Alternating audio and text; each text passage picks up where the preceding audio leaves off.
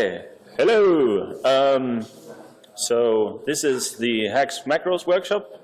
Follow-up on last year, which was with Jason, who unfortunately is in San Francisco, becoming a rich person, I hope.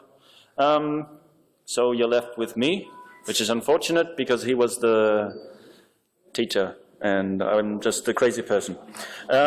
So first thing, I want to know how many of you are new to macros or have never done any macros? 1, 2, 3, 4, don't be afraid. How many of you are new to macros or have never used them? Just see this, all right. So 4 or 5 people. All right, so then let's take a quick detour of what exactly macros are. So in general, those of you who don't know, on GitHub there's this repository that we put together last year as a follow for the last workshop, and we've worked on it ever since a bit. So this is apparently a very good starting point for macros. At least that's the feedback that we get. And you can look at some stuff here. It's pretty well documented for hex code anyway.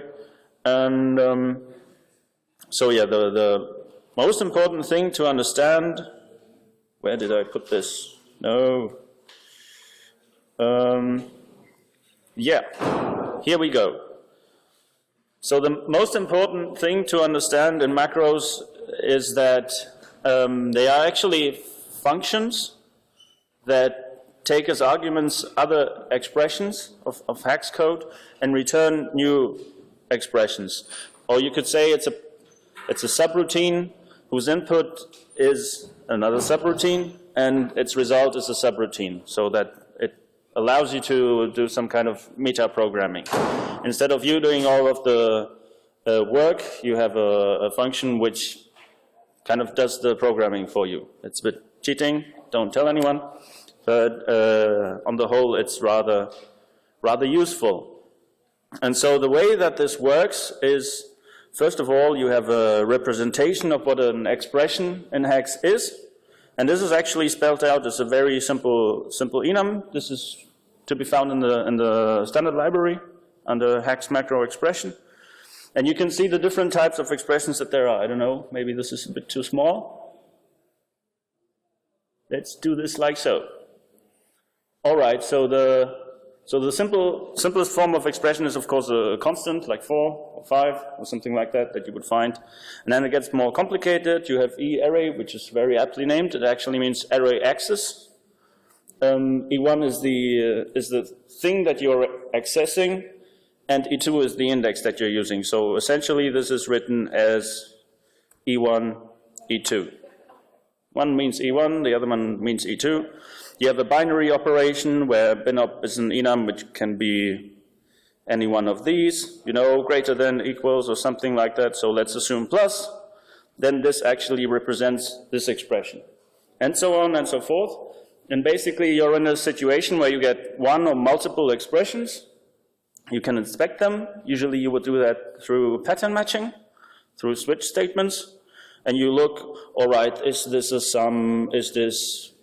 what kind of thing is this? And then return a new expression. So, for example, one very, hang on, short.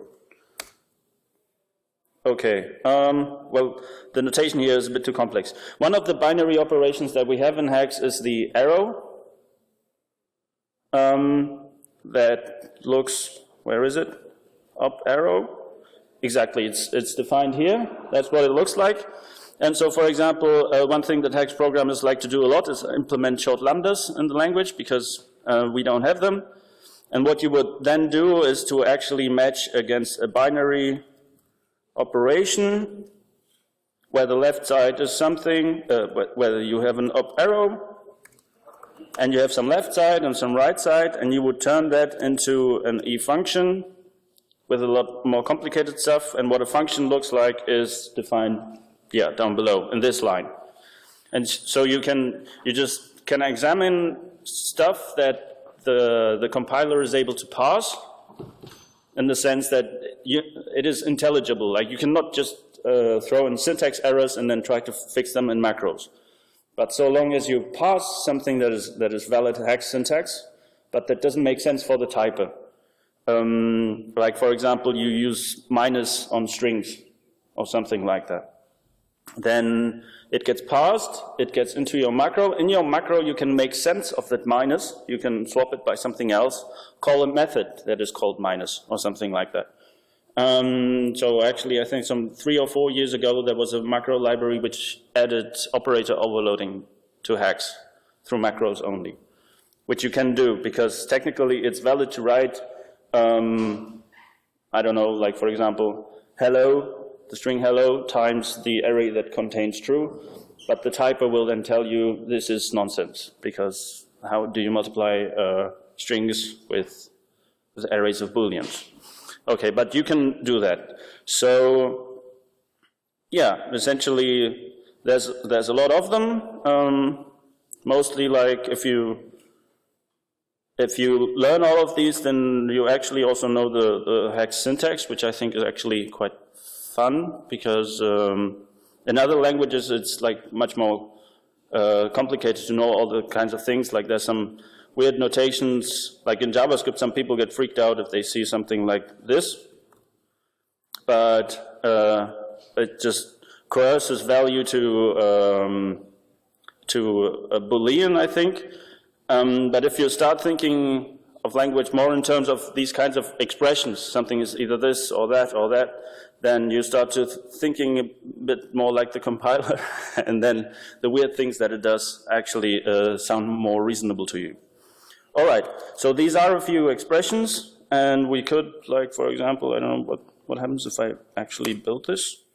Nothing. Very good. I don't want that. So, for example, here we have one class where we... okay, sorry. There's another important thing happening. In Haxe, to construct these enums, before Haxe 3, to construct expressions, you had to write a lot of stuff. So for example, if you wanted to construct this statement right here, let me make that bigger, you would have to write, hang on, evars, so you want some variables, and then the name of the thing is x, and the value is a constant integer of the value 0. Notice that it's a string. And that would mean the other thing, but you see that as a notation it's rather bulky. So what was supported in Haxe 3 is this concept we call reification, something becoming a thing. And what this allows you is to, well, actually you write macro just in front of an expression. And then what this means is that the whole thing, instead of becoming the value of the expression, it becomes the value representing the expression. Like normally, expressions are evaluated and they give you values. What reification does is to create a new expression which through evaluation becomes the expression itself. It's like, in Lisp it's called Quasi Quotation. So for example, if I say a sentence like the weather is beautiful, then I mean that the weather is beautiful.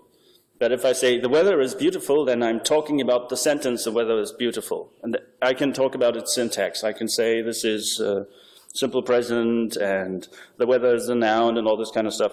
And that's the layer we go on to when we talk about macros. And to be able to construct values that are expressions, we use this reification as a shorthand for saying, okay, give me the expression that later on, like if we evaluate this expression twice, then it actually initializes a variable to the value 0. And so if we start running this, sorry,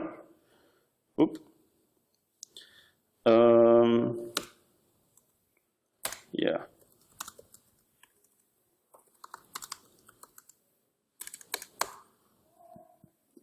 Then you start seeing things. So for example, okay, it's even more complicated than I said.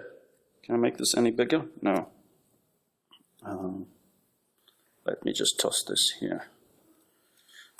Yeah. Okay, so we run this expression explorer, and then it starts telling us, like, we trace the expression in the line below, this expression here. And what this gives us is this weird evars thing that I denoted here. So as opposed to var x equals 0, which would actually set the variable x to 0, we say that my expression now holds the code that initializes a variable x to 0. We can trace that, we can convert that back to a string, and then we see the output of line, well, which is line 60 now. Let me undo that. And we can say, when it's really converted to a string, which is a feature of the standard library, then we see that the original code was var x equals 0. And then we can start switching through that. So we can say, all right, let's examine the expression.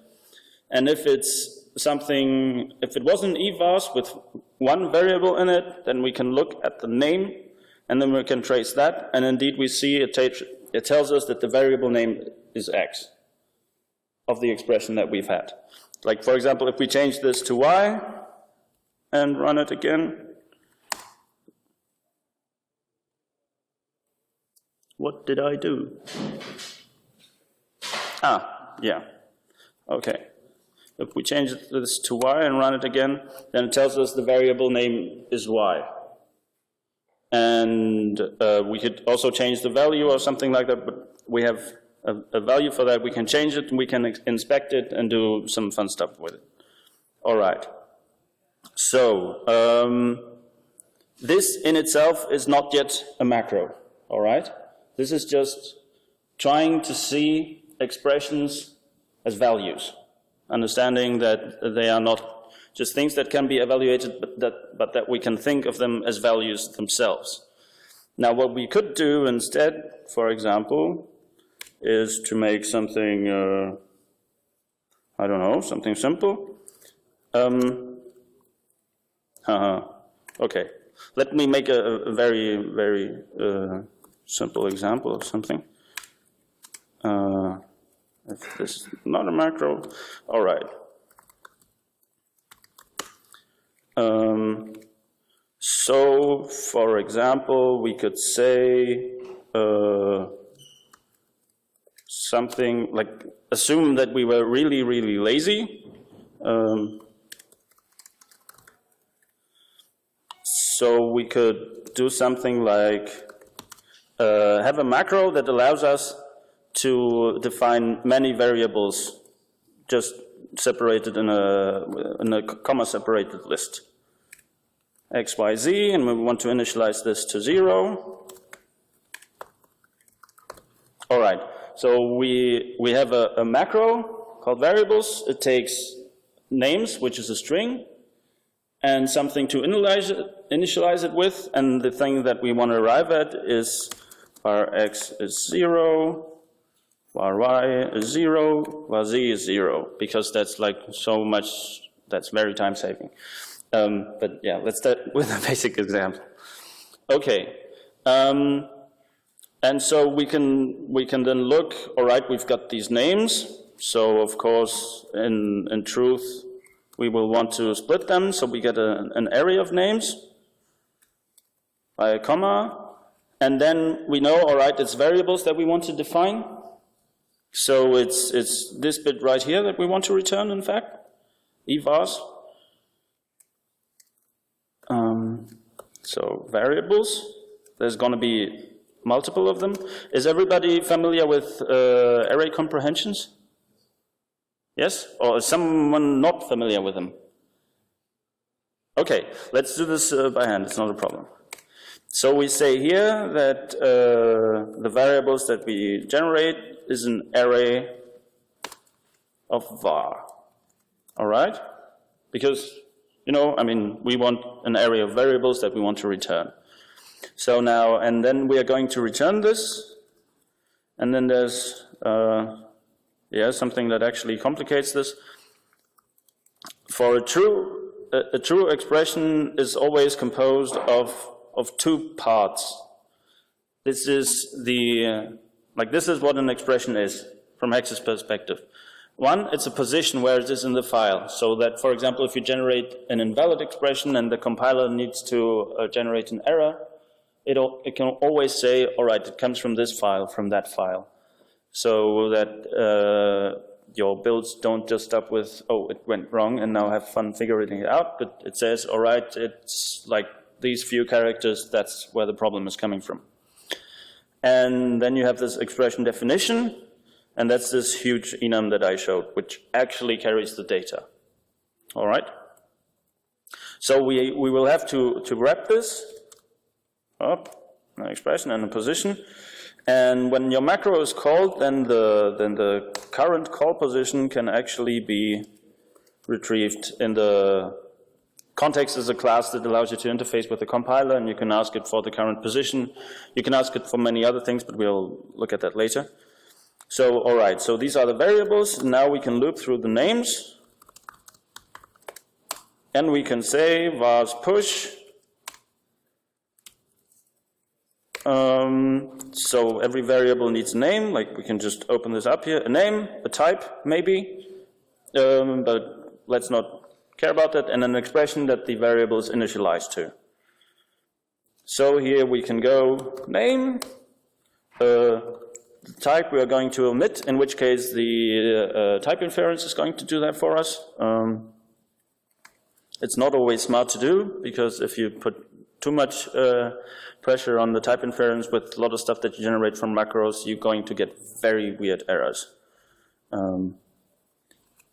And you need an expression, and that's the initialization that we put here. All right, now let's see if this runs. No, that's the wrong window. Yeah. Okay, it compiles and does nothing. But in theory, right here, we should be able to trace the variable x that we've just generated. Let's see. Oh, okay, all right. It traces 0, and you know, like you can have as many of them as you wish. Not really sure this is practical, but let's pretend. Okay, all right. And now what's also quite interesting is, like, instead of, just to illustrate a point that I made before, in here we can just subtract two strings from one another, which in itself is invalid, right? Like the compiler will not accept this. You can look at that. Oh, okay, this is invalid syntax. The compiler will tell us that string should be int, because we're trying to subtract. Now, if we put this here, it will still complain, but if instead of the expression here we use something like, well, we don't initialize the variable, then you see that this init expression that we give to the macro is never used for now, which of course is kind of nonsense, but just to make the point. Then the expression goes to the macro, and then it, poof, just disappears.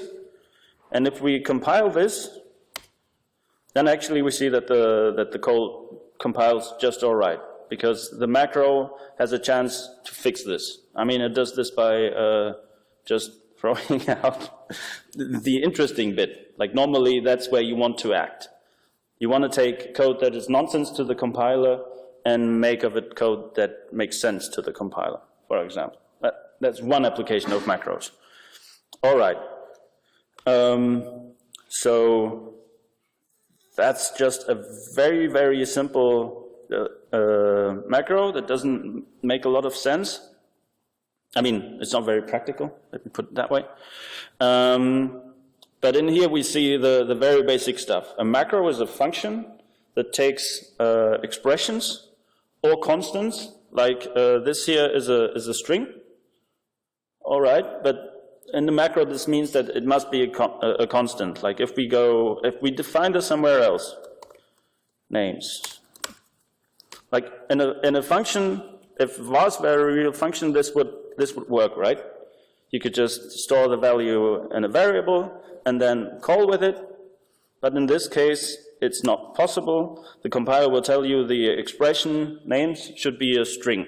This really means that we want a compile time constant to be accepted by the macro, which makes sense because we want to generate variables with specific names. And if they were in a value that is known at runtime, we wouldn't know what to do. Okay? So there we go. But otherwise, all parameters are either arbitrary expressions or arbitrary constants, in which case you can write down the type. And what we return, again, which I don't write because I got too used to inference, is an expression. And so what then happens is that the Haxe compiler tries to analyze all the code here. All the expressions go through the typer, which examines, does this make sense, which performs a lot of the other funny things that we have, like inlining and whatnot, and then generates the code that goes into the actual generator that gives you JavaScript, C++, whatsoever. And if it encounters a macro, then instead of typing the arguments and then checking whether the argument types are compatible with the function signature that you have, it just takes the expressions the arguments are, throws them through the macro, and then replaces the output in the abstract syntax tree that it has. And the way that this actually looks is that this class has two different versions of it that exist during compile time. One is, you see I use this if not macro here. So one is the Haxe compiler running with the d macro being set to true. And in this case, the class that we are actually having looks something like this. Whoa. Blah, blah, blah. So this is a static function, and it has all of the implementation in it. All right, so this is the compiler runs two multiple passes. It needs one to compile the macros so that they can run, and the other one to compile the, say, JavaScript or whatever it is that you're generating. In the other case, the code that is actually in this class looks somewhat different. In that case, we have the main function. Whoop, here we go. And there's not much left of the actual macro. This then exists as a macro, and it's actually empty. All right, like if you try to call this by means of reflection, it will not be there. This is only for the compiler to know that there is a macro.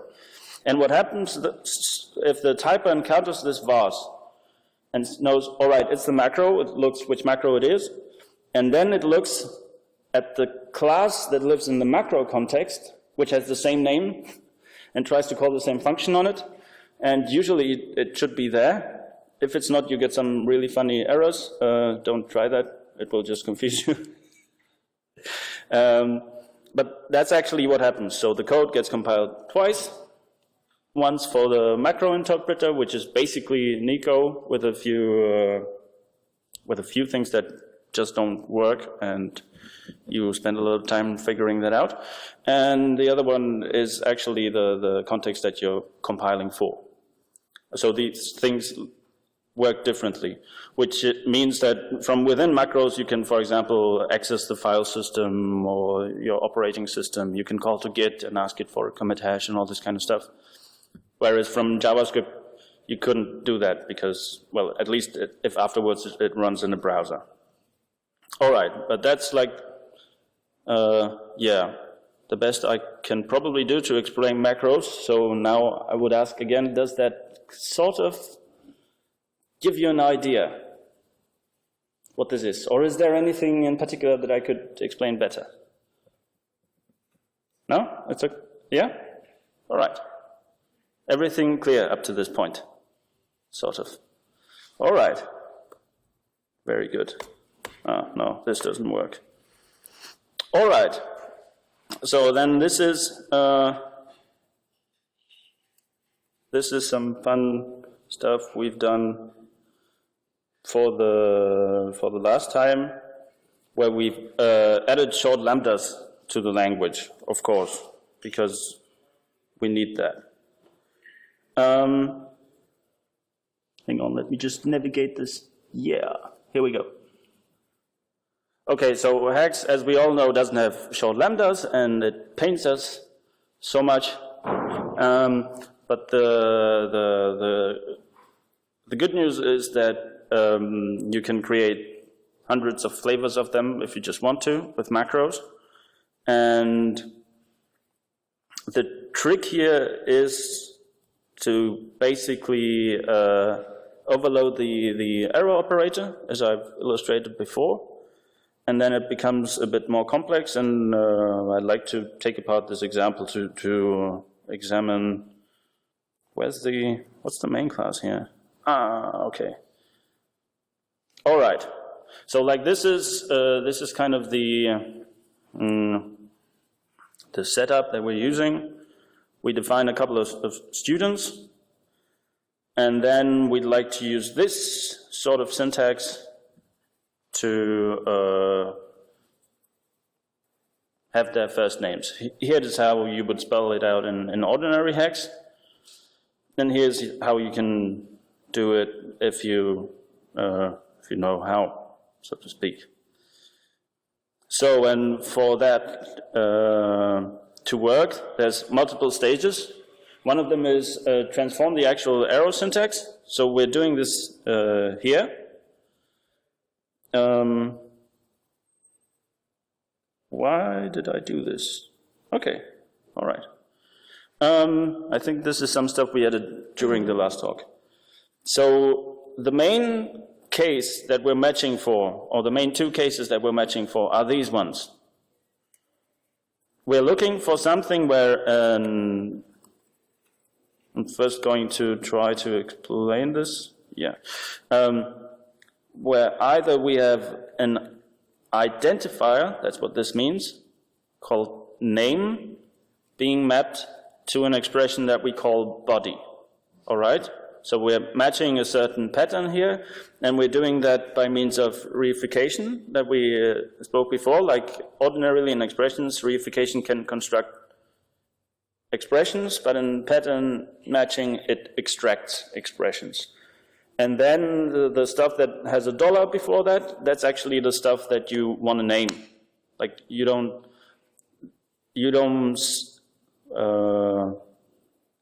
specify the complete expression that you want to have, because then you would handle one case only.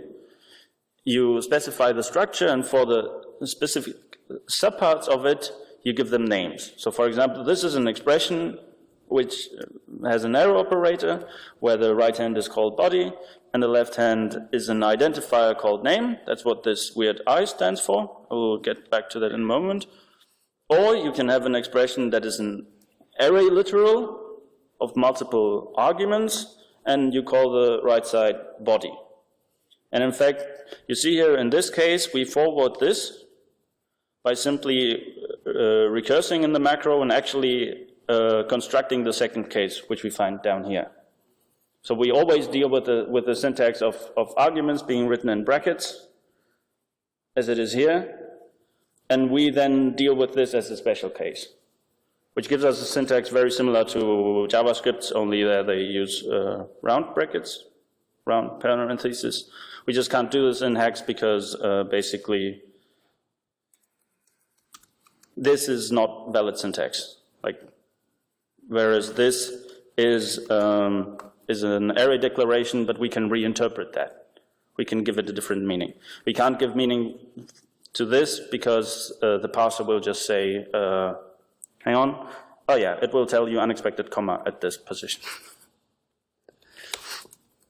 Okay, so we have these cases, and these weird things that appear up here are actually, you can find them in And a Haxe manual expression reification.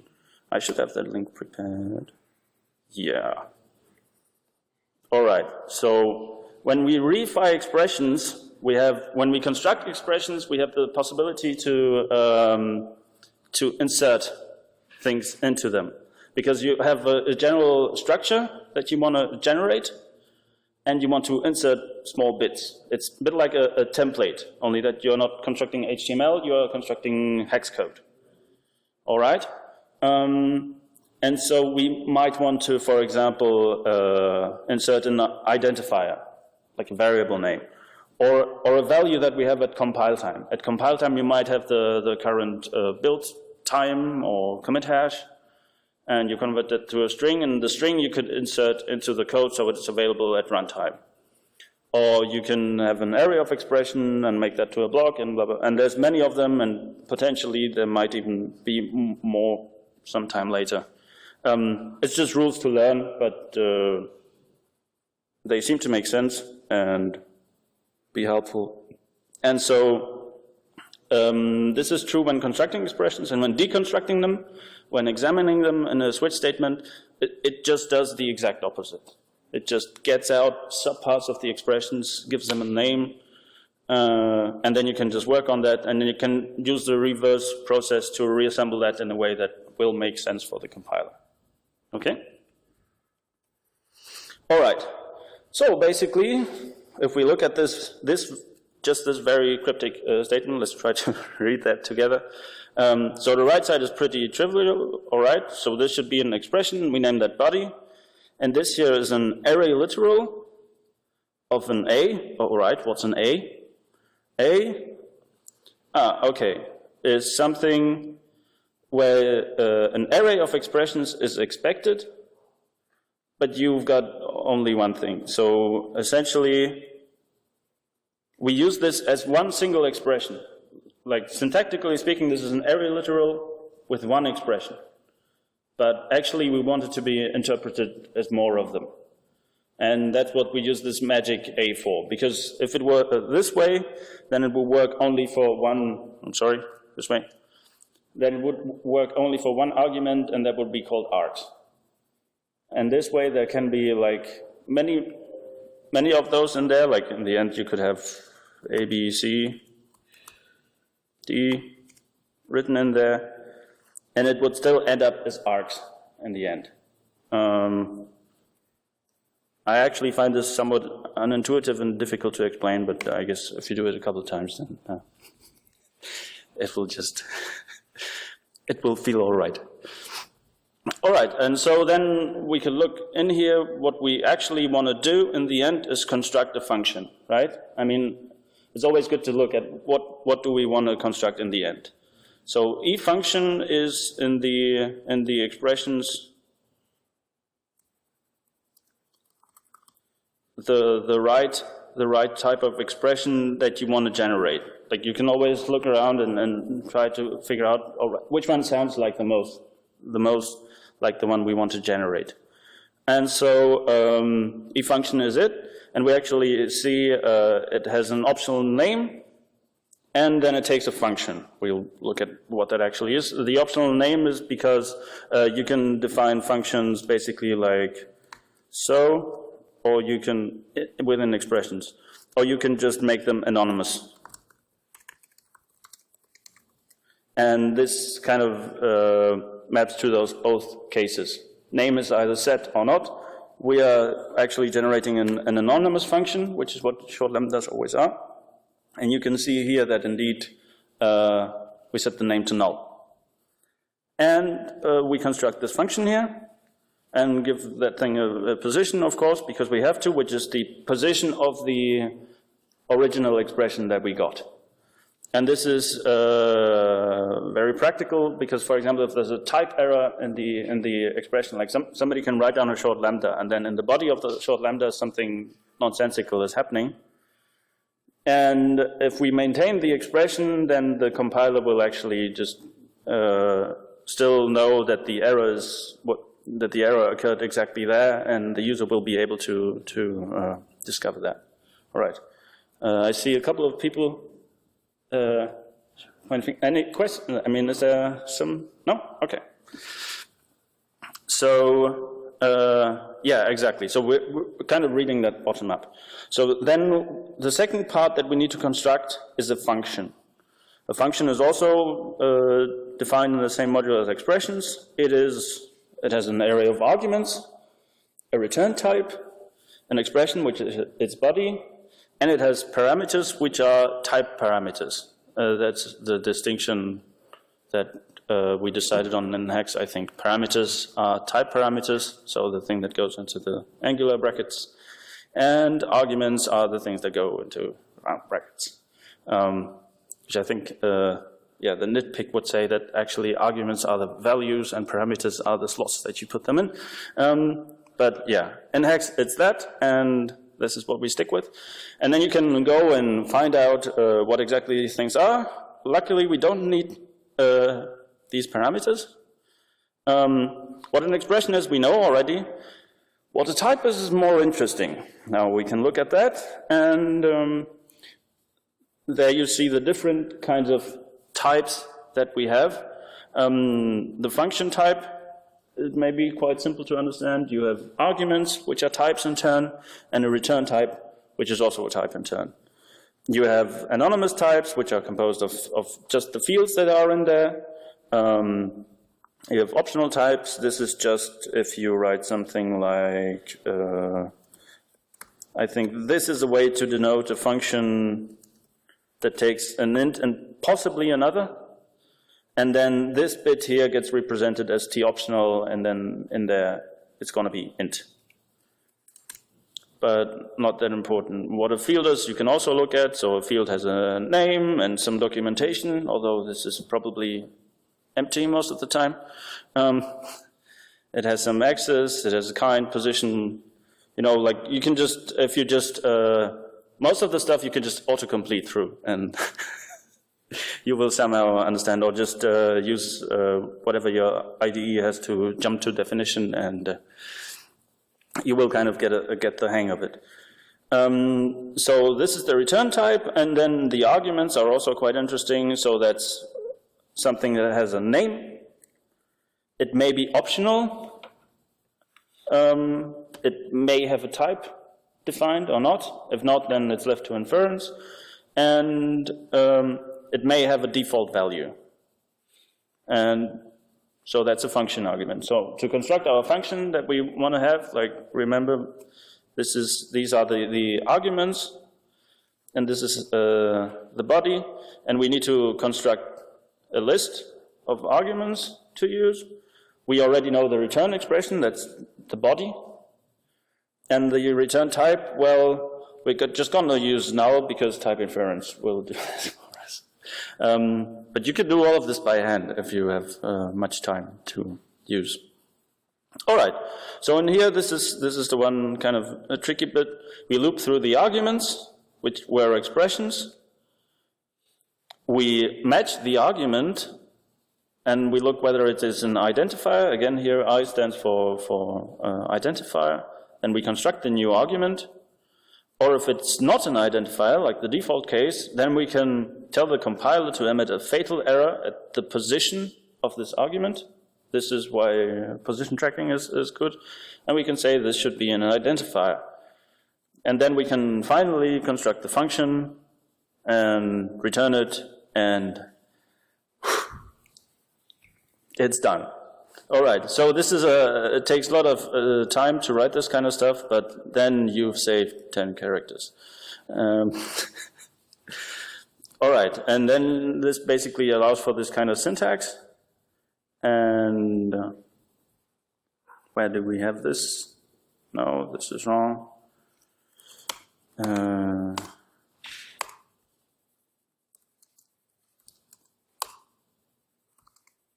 Yeah. Oh, okay.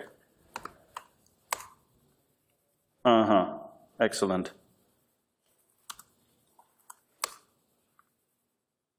So why does this not produce output? I'm sorry. I think there's just not a trace statement in there.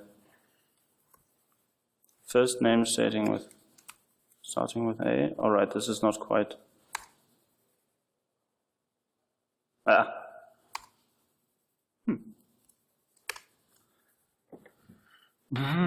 This is just me not being able to control the computer. Nothing to do with macros. All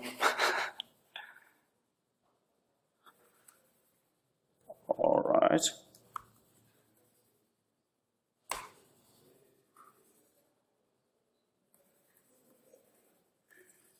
Let's see whether there's anything. That's because I need to save it. Okay.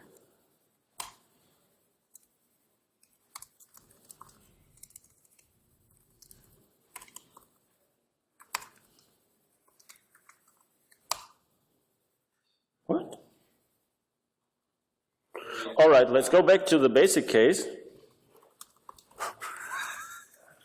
Yeah? You're building it, not No, actually this build HXML, it has an X, which means build and execute. Or so I thought.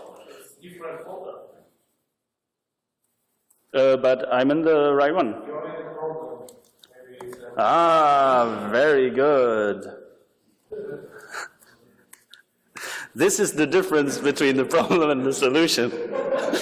Good configuration. Okay, let me just.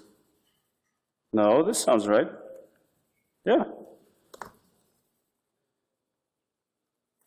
In the problem. You mean the source file could also be. No, filter students. Problem. This is all in the right thing. Let's try it this way. Hex build. Ha! Ha! So this is how you do a hello world in Hex. Yeah. Okay.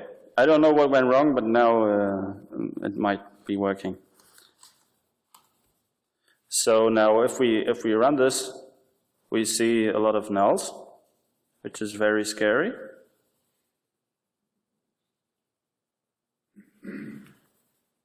We can try this. Abigail. All right. So actually, last time it seemed we showed some broken code. Because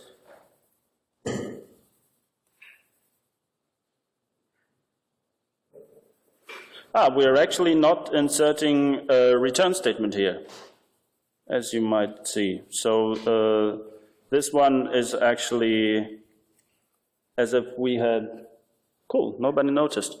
That's cool.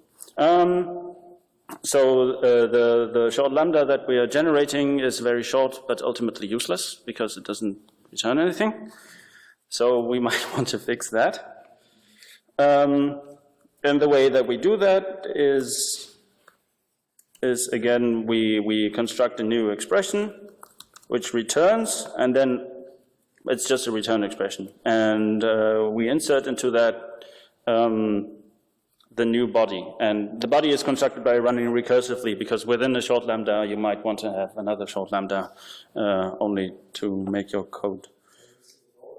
Sorry? I'm sorry? No, this is kind of like the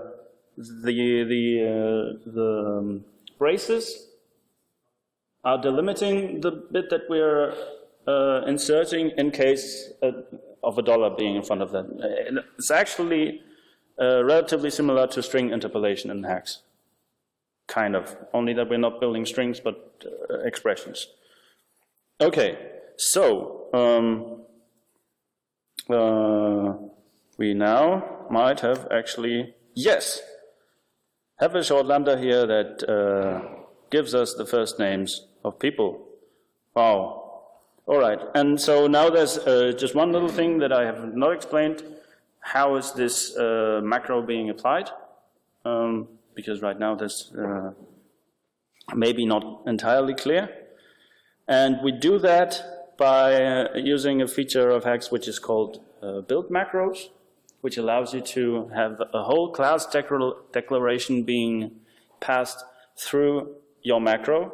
So then you get a class which is composed of fields that we already saw briefly, and you can operate on their expressions and thereby take a whole class and modify what it's meaning, add new syntax, throw out fields that don't compile, and let the user wondering. All right, and this is done by annotating a class with some build directive. So ordinarily, yeah. I think in an older version of the example, we actually had the macro applied like so. And what you can then do for maximum damage is to add this as global metadata so that it's on all classes in your whole project. And this may or may not be a good idea. I will leave that up to you to judge. I love it personally, but I see why one might be afraid. Exactly. All right, so in this example, has anything been unclear? Maybe the last bit, I was a bit too fast. When you develop metadata like that, do you have some idea of the situation?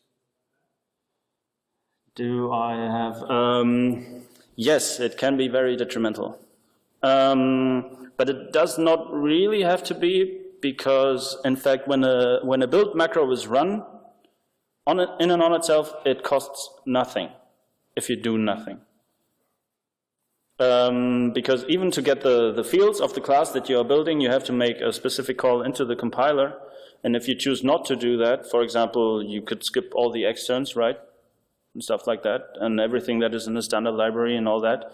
And if only in the remaining cases you decide to run, then already you've skipped like 90% of the code. It depends, but it doesn't have to be. But it can easily grow to astronomical numbers, yes.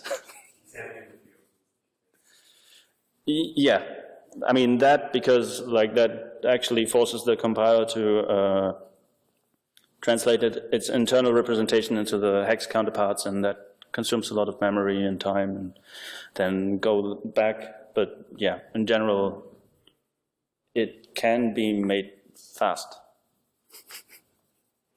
Okay. Could you explain what actually the dollars seem to? What the dollars do? Okay. So, all right. Let me try an analogy.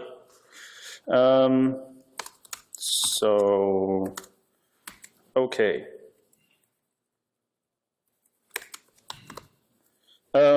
So this is a feature we call string interpolation, which I'm using wrong. Because this is actually how it might work if I... All right, awesome. The same markers. Man, this is my German keyboard? All right. Yeah, okay. So what this basically does, it constructs a string and it inserts the things that are preceded by $. If you want just an identifier, then you can do this. Otherwise, it's because insert is on. Great. All right. Or if you want to insert arbitrary complex things, then you use these braces. All right. But you construct a new string where the other stuff is inserted. And what the $. Does here, where we construct things, is we say we want to construct an expression that returns something. And then that something we actually insert from the outside. So this in here is arbitrary stuff. We could do anything in here. We could, go crazy. Open a block and then do something and another thing and return in the end, whatever it is. It can be as easy as a variable. It can be very complex. And in When switching on expressions, it does the opposite. Instead of inserting sub-expressions into bigger expressions, it extracts them and gives them names. Okay? Is that clear? All right. I got a question. Yeah. Is it possible to pass your work on the base without any prerequisite and without decorating in class? Yeah, actually that's what we're doing here. You can add a global metadata, and then that's exactly what you get. Like you run, your build macros get to run on every class, and then you can do what you want. Or you can do, I mean, you can do other stuff. You can also, in macros, you can register callbacks for when types are not found, or something like that. Context on type not found, and then the compiler will call you back and tell you, all right, what is string? Tell me that. I mean, string is probably going to be found, right? But what is foo.awesome class? And then you get to React. And I'm using that, for example, in a template library where if a type is not found, then I look whether the type name.tt, as in template, is found somewhere. I parse that by hand with a different parser than the hex parser, and I construct a new class that uses template syntax instead of hex syntax. So you can use this to add new front ends to the compiler. Or you could go really crazy. You could just not give the compiler any class paths, and then use hex-powered hex parser to route all the parsing through your macro. And the compiler would just call you back, and then you can start working on stuff on a parser level. Or you can, like last year, I demoed a very prototypical AS3 front end. Or, I mean, you could do all these kinds of things, but it's important to remember that they can be very expensive because the interpreter is pretty slow. So it's always a question of managing trade-offs. Like, you know, you can. Sorry. It is cached, but like if your first build takes like 15 minutes and and then it broke because you forgot a semicolon, and then it's still not cached, you know, you don't want that. Or well, maybe it's okay. You can just say I'm compiling. All right. Well, this is actually quite all right. So you don't have any more questions? So the first hour is almost complete. I would say we can take a short break and then continue. And I was maybe thinking if some of you have had specific problems that you might want to examine, then we could do that together and try to work through them. So it's not just me generating variables or short lambdas, but you know, something real world-ish to try.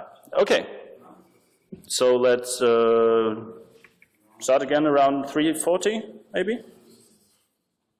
Okay.